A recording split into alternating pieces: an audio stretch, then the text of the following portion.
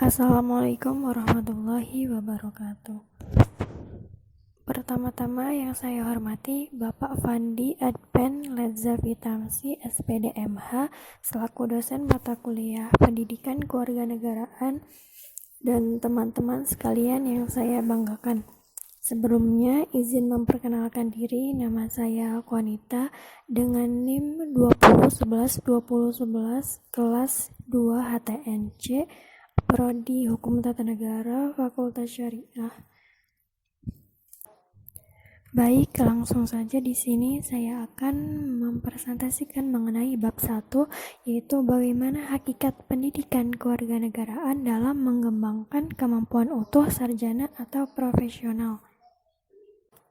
Nah, yang pertama yaitu bagian A, menelusuri konsep dan urgensi pendidikan kewarganegaraan dalam mencerdaskan kehidupan bangsa. Nah, profesional. Apa sih profesional itu? Menurut Undang-Undang Republik Indonesia Nomor 14 Tahun 2005 tentang guru dan dosen, bahwa profesional adalah pekerjaan atau kegiatan yang dapat menjadi sumber penghasilan, perlu keahlian, kemahiran, atau kecakapan, memiliki standar mutu, ada norma, dan diperoleh melalui pendidikan profesi. Selanjutnya, apa sih pendidikan kewarganegaraan itu? Menurut M. Nukman Somantri tahun 2001, pendidikan kewarganegaraan adalah program pendidikan yang berintikan demokrasi politik yang diperluas dengan sumber-sumber pengetahuan yang lainnya, pengaruh-pengaruh positif dari pendidikan sekolah, masyarakat, dan orang tua yang semuanya itu diproses guna melatih para siswa untuk berpikir kritis, analitis, dan bersikap serta bertindak demokratis dalam mempersiapkan hidup demokratis yang berdasarkan Pancasila dan Undang-Undang 1945. Urgensi pendidikan kewarganegaraan.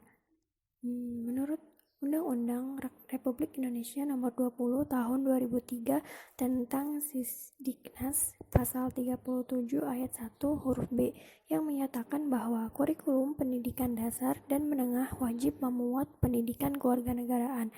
Demikian pula pada ayat 2 huruf B dinyatakan bahwa kurikulum pendidikan tinggi wajib memuat pendidikan kewarganegaraan. Bahkan dalam Undang-Undang Nomor 12 Tahun 2012 tentang Pendidikan Tinggi lebih eksplisit dan tegas dengan menyatakan nama mata kuliah kewarganegaraan sebagai mata kuliah wajib. Selanjutnya B, menanya alasan mengapa diperlukan pendidikan kewarganegaraan. Pada bagian berikut kita akan diajak untuk melakukan refleksi dengan menanyakan alasan mengapa pendidikan kewarganegaraan itu diperlukan. Pertanyaannya, mengapa negara, khususnya Indonesia, perlu pendidikan kewarganegaraan?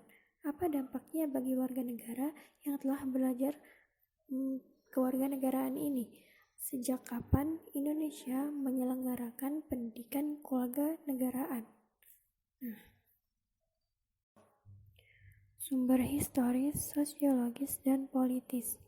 Secara historis, pendidikan kewarganegaraan dalam arti substansi telah dimulai jauh sebelum Indonesia diproklamasikan sebagai negara merdeka.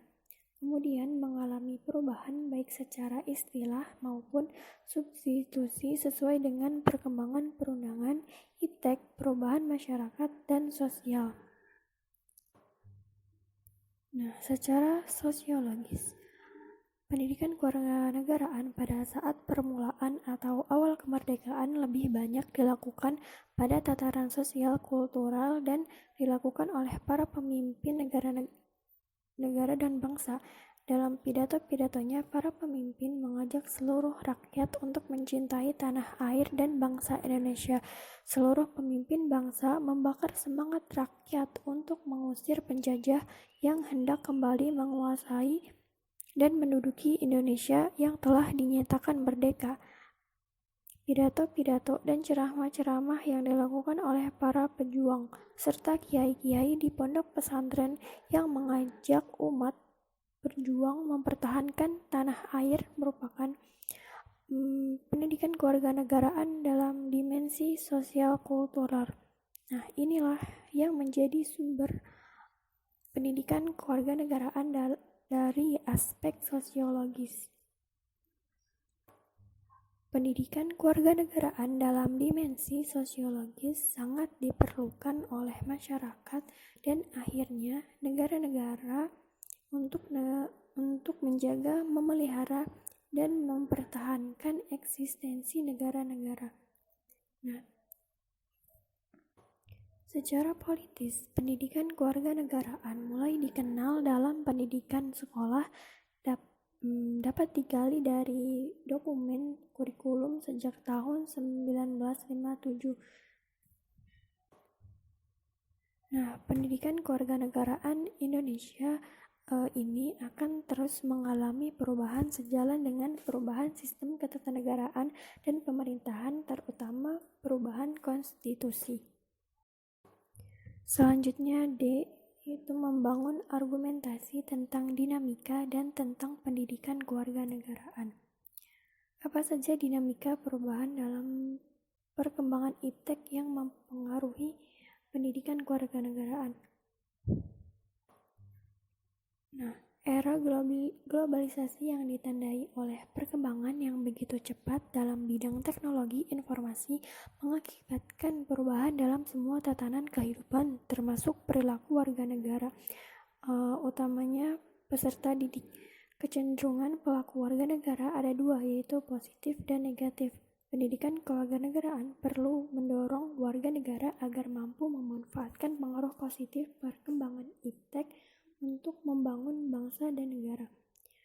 Sebaliknya, pendidikan kewarganegaraan perlu melakukan intervensi terhadap perilaku negatif warga negara yang cenderung negatif. Oleh karena itu, kurikulum pendidikan kewarganegaraan termasuk materi, metode, dan sistem evaluasinya harus selalu disesuaikan dengan perkembangan iptek.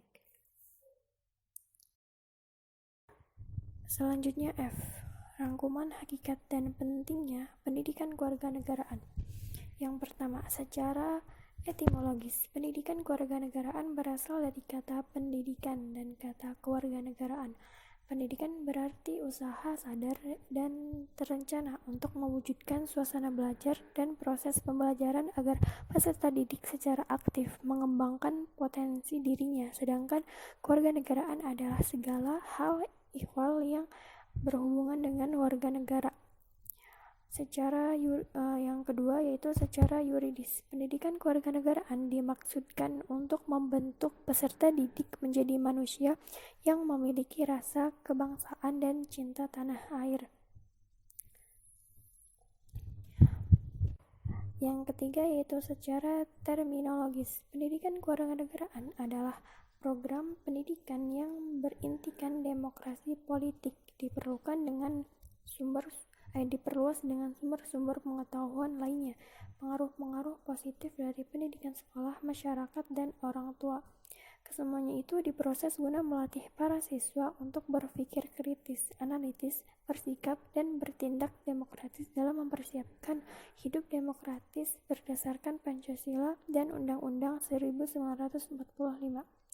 Yang keempat yaitu negara perlu menyelenggarakan pendidikan kewarganegaraan karena setiap generasi adalah orang baru yang harus mendapat pengetahuan, sikap, atau nilai dari keterampilan agar mampu mengembangkan warga negara yang memiliki watak atau karakter yang baik dan cerdas untuk hidup dalam kehidupan bermasyarakat, berbangsa, dan bernegara sesuai dengan demokrasi konstitusional.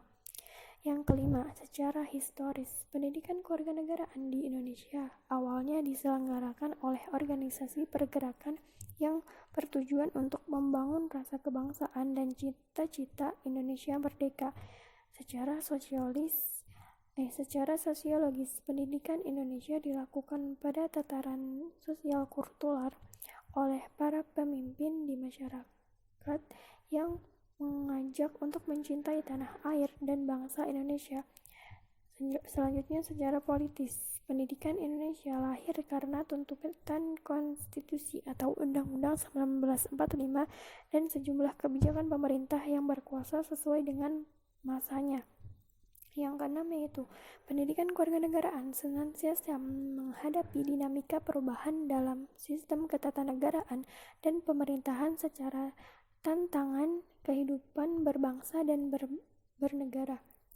Selanjutnya yang ketujuh yaitu pendidikan kewarganegaraan Indonesia untuk masa depan sangat ditentukan oleh pandangan bangsa Indonesia, eksistensi konstitusi negara, dan tuntutan dinamika perkembangan bangsa. Demikian presentasi dari saya, kurang lebihnya mohon maaf dan terima kasih atas perhatiannya. Wassalamualaikum warahmatullahi wabarakatuh.